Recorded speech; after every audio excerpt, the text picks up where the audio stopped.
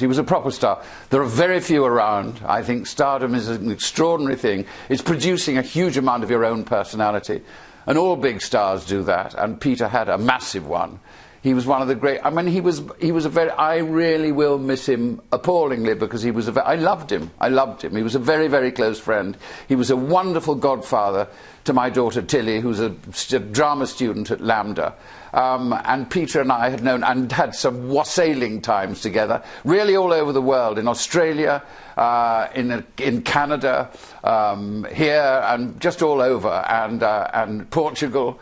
And because he did, for the brilliant Charles Sturridge, he did Gulliver's Travels, in which he played the king, the prince, and Edward Fox and I played his, believe it or not, his two children, rather elderly children. But Peter was an extremely close friend. I mean, really adorable, so and mad as a snake, and which is what made him so fabulous.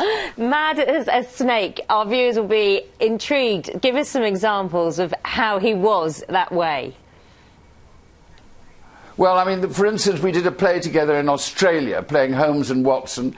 I had to play Dr. Watson in a dress, was disguised, obviously, and he played Sherlock Holmes in Tales. And because it was so bad, we rewrote it, and every single day we rewrote it and rehearsed it. And when we got onto the stage at night, neither of us remembered a syllable of what we'd rehearsed all day long, and made up reams of text which bemused the audience beyond all measure. And then we went out shark fishing, and he caught an albatross and said, "Bring that effing bird here and we'll eat it."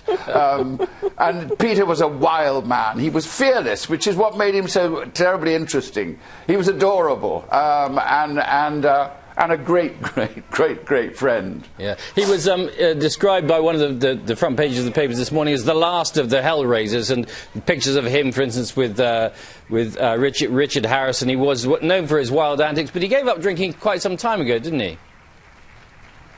He did, because his liver suffered appallingly. About 30 years ago, he said, I'm not going to do that anymore, but I'm going to do something else. So inevitably he did, and